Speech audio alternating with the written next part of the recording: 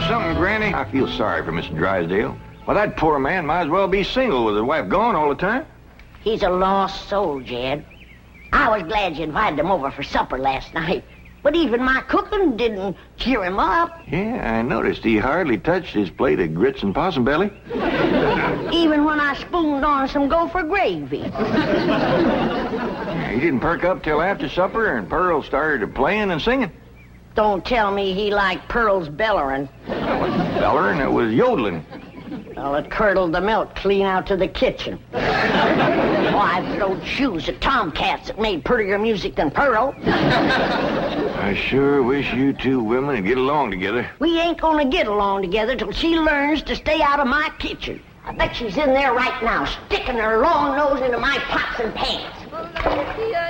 5 days. If she is... Now, Granny, you just cool down.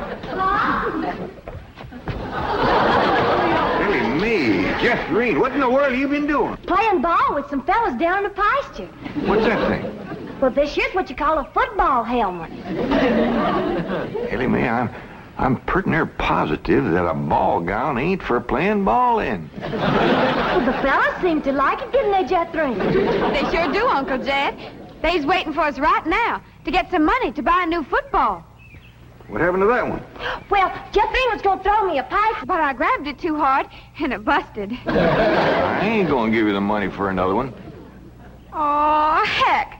Well, that's all right, Jethro. Remember, they said they'd be just as glad to play with us without a football. Come on.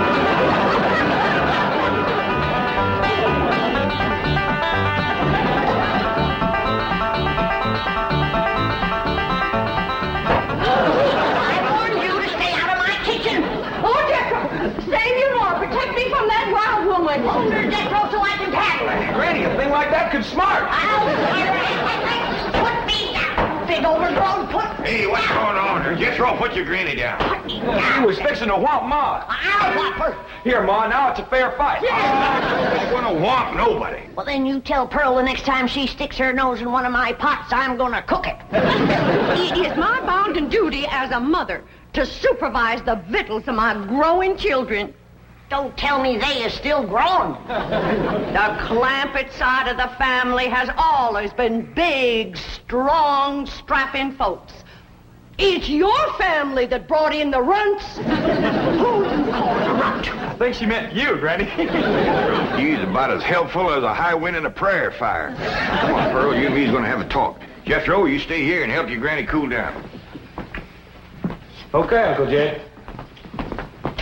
Granny, would you rather I held you under the faucet here to cool off, or took you out to the cement pond and ducked you? Try either one and I'll bash you flatter than a gander's arch. Now, Pearl. Cousin Jed, I know just what you're going to say. You're going to say, Pearl, stay out of the kitchen. You're going to say, that's Granny's kitchen and it's none of your business. You're going to say, stay in your room where you belong. That's what you're going to say, ain't it? Ain't nothing like it at all. What I was going to say was, it seems to me that a handsome widow woman in the prime of life ought not to be hiding herself in the back part of the house, working over steaming pots and pans and dipping her playing fingers into soapy water and hoarsening up her beautiful singing voice yelling at Granny. That's what I was going to say. Praise be. Why don't I keep my big mouth shut and just listen? You know, Pearl, you got the gift of making music. And I reckon there ain't nothing these city fellas likes better than that. Really, Jay? Yeah, remember last night when Mr. Drysdale was here and you was playing and singing and yodeling for him? Yeah. You brung that poor lonesome man a lot of happiness. Jed, you ain't agreeing in me, are you?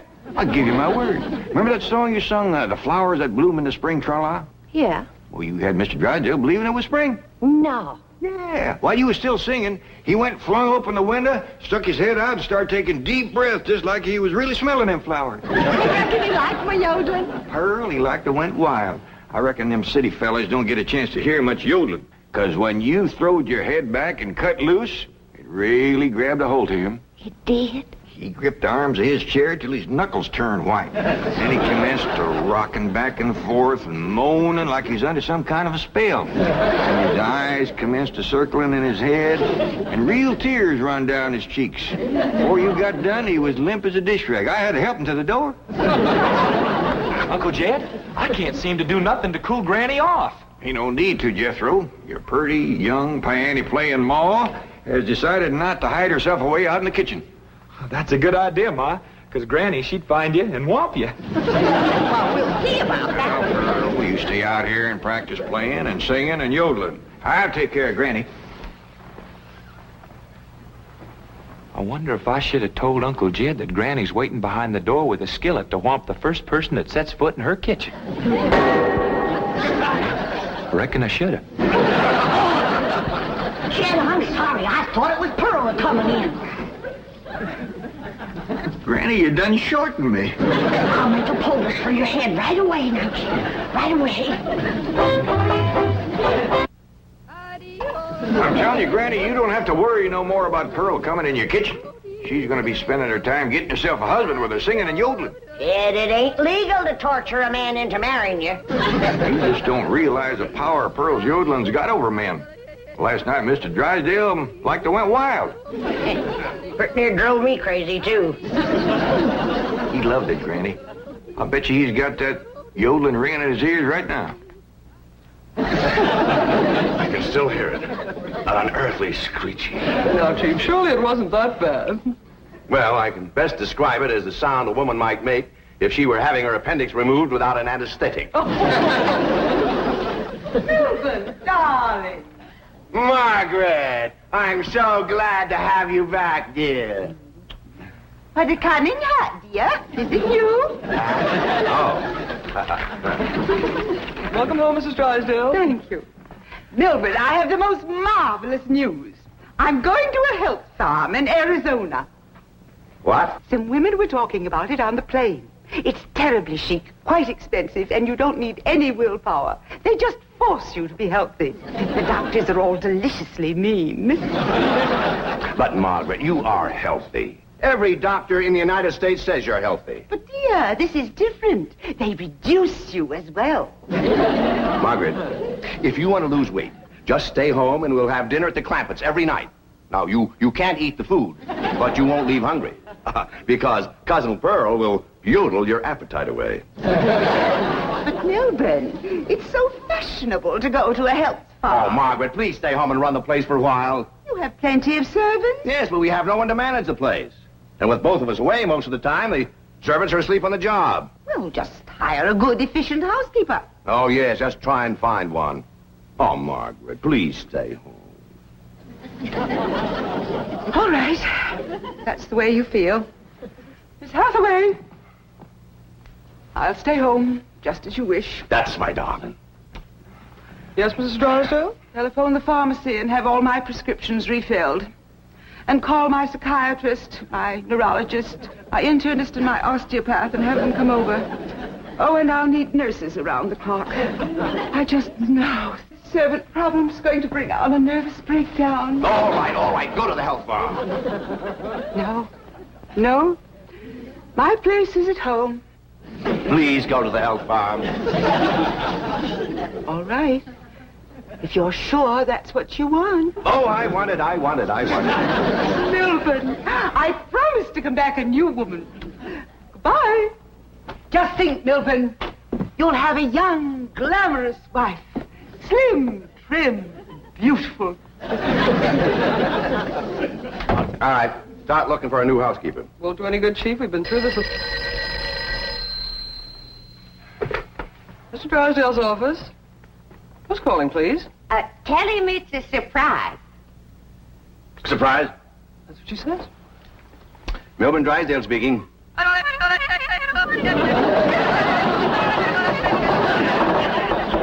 in the world is that? That is Pearl Bodine yodeling. Now, when she comes up for air, tell her I was drafted. Chief, she might be the answer to your housekeeping problem. What? Be nice to her. I'll explain. Hello? Hello, Mrs. Bodine. How nice to hear your voice again. What are you saying? Mr. Clampett says that Pearl is such an industrious housekeeper that Granny is jealous. She might take over your house and hers and solve both your problems. What about that yodeling? I won't be there. And I defy any servants to sleep on the job with Pearl around. Hello, Mrs. Bodine. I wonder if I might come over and talk to you for a while. What, talk to me? Well, what about? Well, I think you may be just the woman I've been looking for. Yeah. To take over the running of my house? Well, yes. Come right ahead. Can we say 3 o'clock? Let's say 2.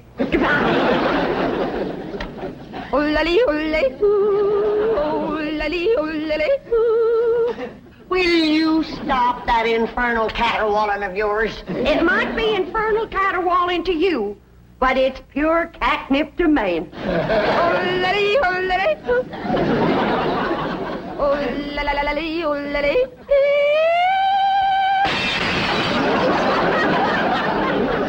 Now, looky there.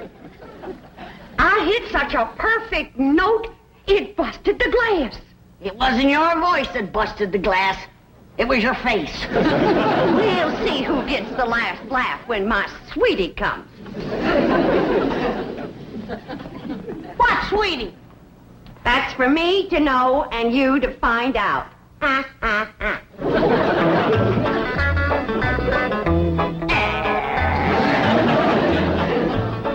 Sure is nice of you to share your soap with Miss Drysdale. Well, with my lye soap, she'll be happy to stay home and do her housework. Granny, most powerful batch of soap that you ever made. Just a breeze blowing it back on me on the way over here has got me crying. I make a big soap to do a big job.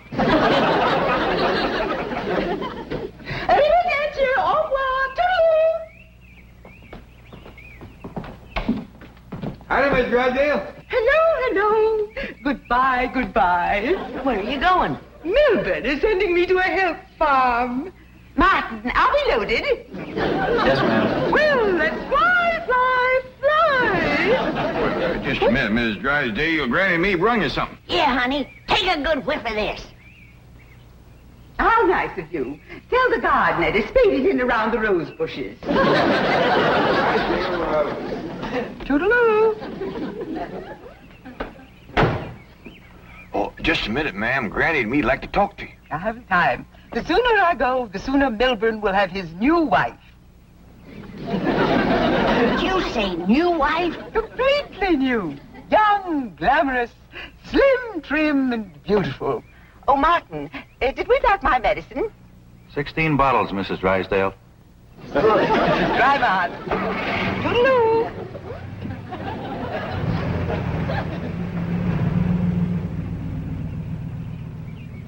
How could a woman be so cheerful about her husband getting a younger wife? You heard her. She's loaded. Yeah, both of them sued to the gills. Who do you reckon is the woman that busted them up? Hard to tell, Granny. There's so many young, beautiful women out here. Yeah, probably one of them glamorous movie stars.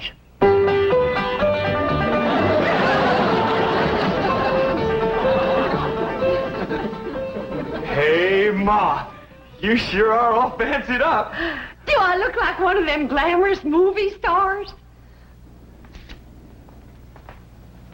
Yeah, by golly, you do. Which one? Milton Sills. Go on and get out of here. Now, listen. You find your sister Jethrine and your cousin Ellie Mae and tell them to start practicing to be bridesmaids for my wedding. Are you getting married, Ma? Well, it ain't official yet, but I sure got him anxious. Get going.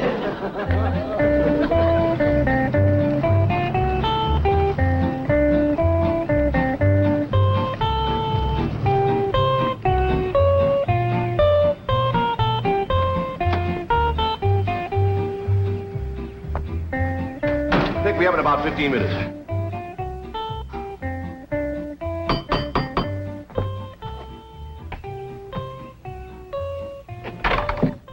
Oh, Mrs. Bodine. Why, Mr. Drysdale, you are anxious. If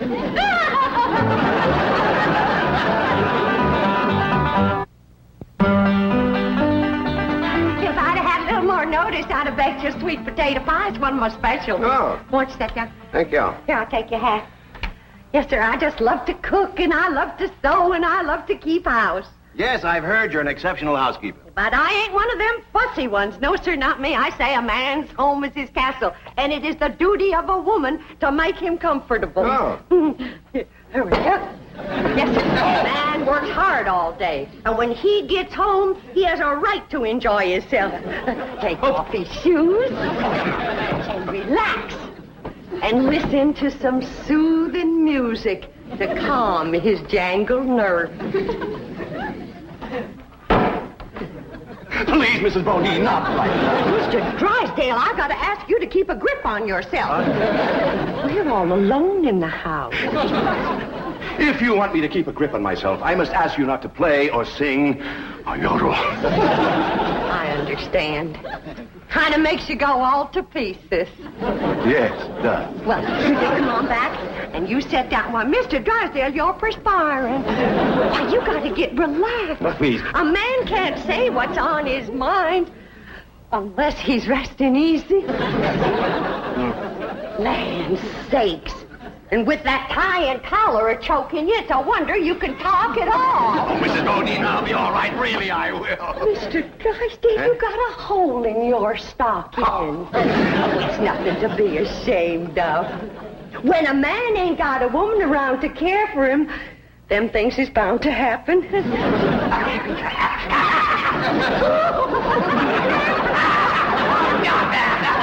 I declare, Mr. Drysdale, you're ticklish. Now, look, I'm gonna let you sit easy, and I'm gonna darn that up before you know it. Oh, Mrs. Bodine, no, really, I can manage. No, I ain't taking orders yet. No, please, give me back my sock. Now, give me my sock. I know how to handle you.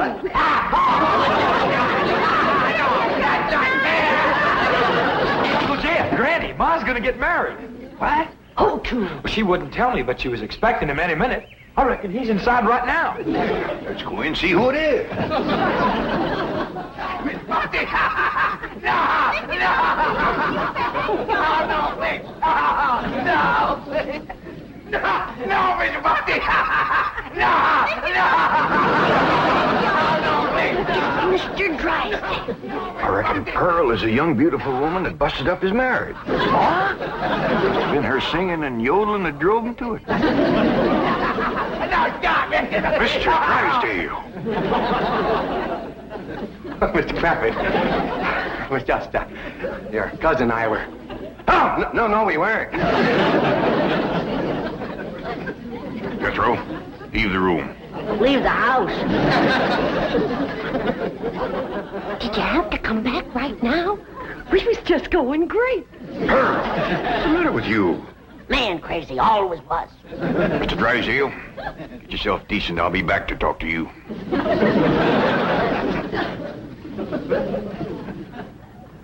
Shame on you! You too, Pearl, you homewrecker. I don't know what you're talking about. You told me that Mr. Drysdale was crazy about my yodeling, so I called him at the bank, and I yodeled, and he come a-running over here to see me. You done yodeled your way twixt Mr. Drysdale and his wife? Wife, I didn't know he had a wife. Well, he has. The sweetest, kindest, nicest, drunkenest woman you ever saw. You done sent her to the farm. Put her out to pasture so he can marry you. You seen her leave. Oh, she knows about you, Pearl. Said her husband was going to get a new wife. Young, glamorous, slim, beautiful. Jed, that can't be Pearl. You're forgetting what a powerful spell her voice throws on a man. Now, Pearl, I'm going back in there and try to talk some sense to Mr. Drysdale. Whatever you do, don't yodel.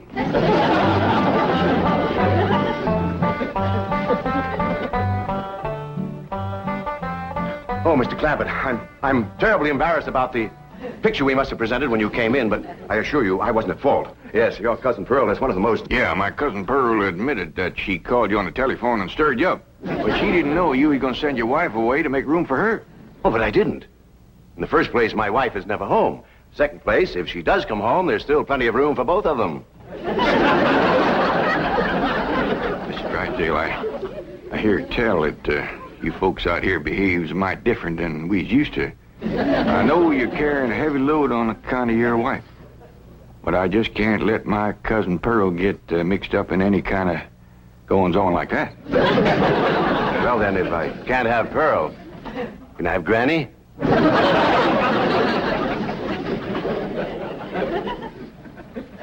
Lord love you, you're a desperate man. What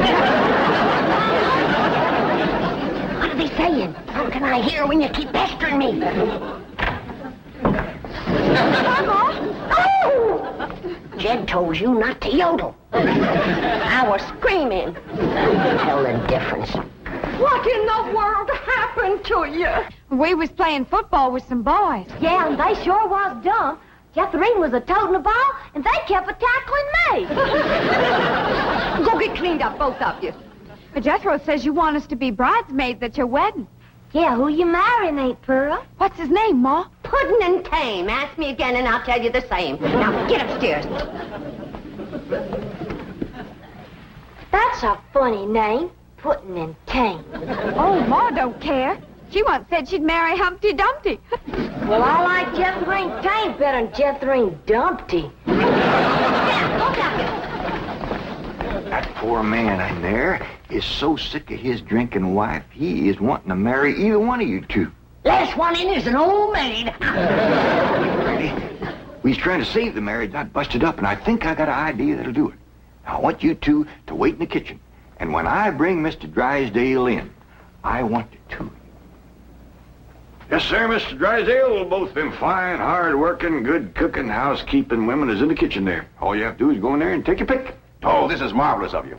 Nobody knows. Oh, no. And they took the pledge.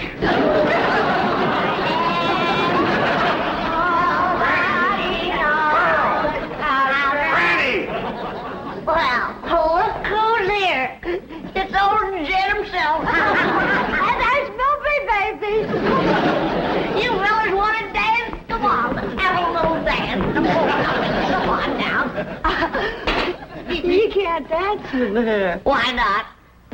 It's all downhill. Take your pick now, Mr. Drysdale, while I can still walk over to your house. Oh, he's gonna pick me. Ain't you, sweetie, Milby? Oh, no, he ain't. He's gonna take me, ain't you? You get your banker grabbing hands off of him. Will you shove it, fella? Will you shove it, huh? I'll show you. Shove it there.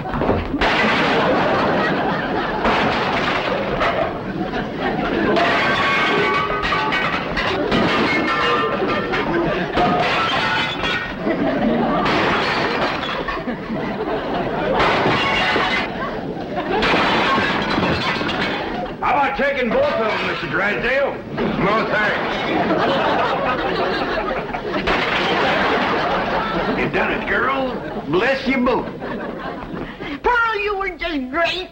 So was you, Granny, darling. Together, you saved that man's home and you saved his marriage. Now, don't it give you a good feeling?